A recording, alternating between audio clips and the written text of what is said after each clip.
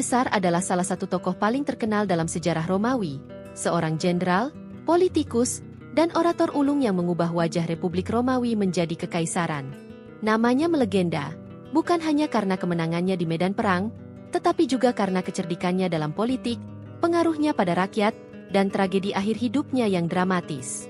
Ia bukan sekadar seorang pemimpin militer, melainkan sosok jenius politik yang mampu membaca situasi, memanfaatkan peluang, dan mengendalikan lawan-lawannya dengan strategi yang jarang dimiliki orang pada masanya. Lahir pada tahun 100 SM, Gaius Julius Caesar berasal dari keluarga bangsawan patrician, namun keluarganya saat itu tidak terlalu kaya atau berkuasa. Meski begitu, sejak muda ia menunjukkan ambisi yang besar. Ia terlibat dalam politik Romawi yang penuh intrik, di mana aliansi, pengkhianatan, dan perebutan kekuasaan menjadi hal biasa. Ia belajar bahwa untuk bertahan di dunia seperti itu, tidak cukup hanya punya nama besar, tetapi harus punya kecerdikan, keberanian, dan tentu saja, jaringan dukungan yang kuat. Caesar memahami betul bahwa rakyat adalah kunci kekuasaan. Ia pandai berbicara, mampu mempengaruhi massa, dan tak segan memberikan hiburan serta bantuan agar rakyat mendukungnya. Ini membuatnya populer, sesuatu yang jarang dimiliki oleh banyak senator yang lebih sibuk menjaga kepentingan golongan elit. Popularitas Caesar di mata rakyat menjadi salah satu senjata politik paling berbahaya bagi lawan-lawannya. Namun, yang benar-benar mengangkat namanya adalah karir militernya. Penaklukan Gallia menjadi titik balik. Selama hampir 1 dekade, Caesar memimpin legiun Romawi melawan suku-suku Gallia, memenangkan pertempuran demi pertempuran, bahkan menulis catatan tentang kampanyenya yang kemudian dikenal sebagai Commentarii de Bello Gallico. Karya itu tidak hanya menjadi catatan perang, tetapi juga propaganda politik. Dengan bahasa yang lugas, ia menampilkan dirinya sebagai pemimpin brilian, tentara yang selalu bersama pasukannya, dan pembela kejayaan Roma.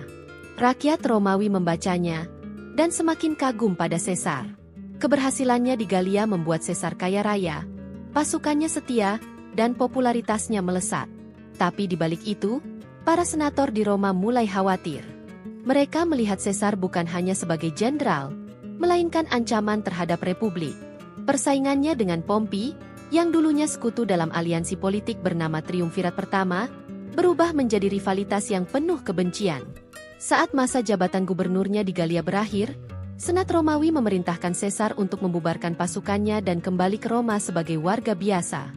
Tapi Caesar tahu, jika ia patuh, maka musuh politiknya akan mengadilinya dan menghancurkan karirnya.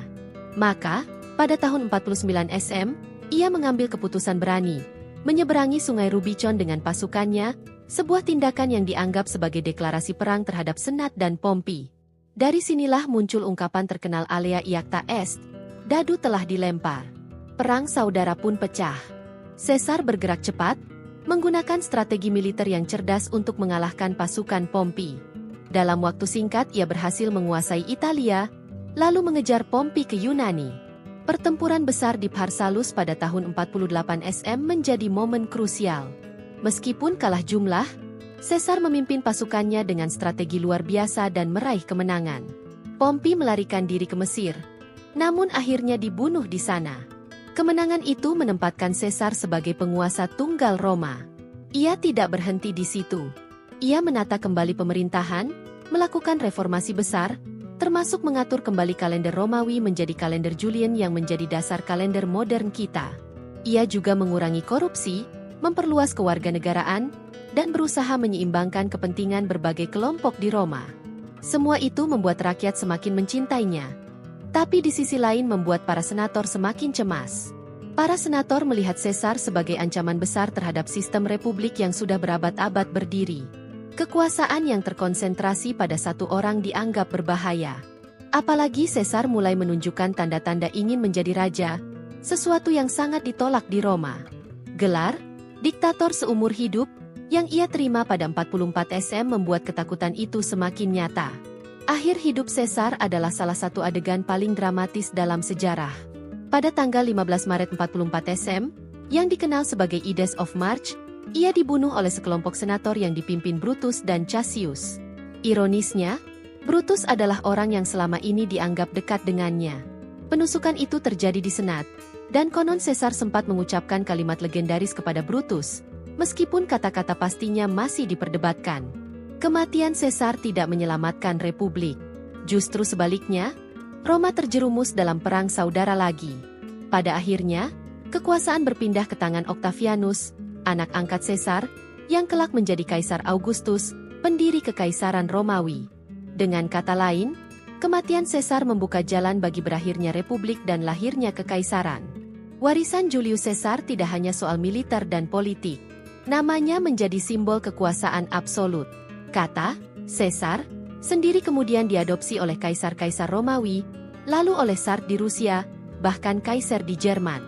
Ia dikenang sebagai sosok yang jenius, ambisius, dicintai sekaligus ditakuti, dan pada akhirnya mati karena konspirasi politik yang tak bisa ia hindari. Caesar mengajarkan bahwa kecerdikan politik, dukungan rakyat, dan keberanian mengambil keputusan dapat mengangkat seseorang hingga puncak kekuasaan. Tapi ia juga menjadi contoh bahwa semakin tinggi posisi seseorang, semakin besar pula ancaman yang datang. Ia adalah jenius politik Romawi, sekaligus simbol tragedi ambisi yang tak terbendung.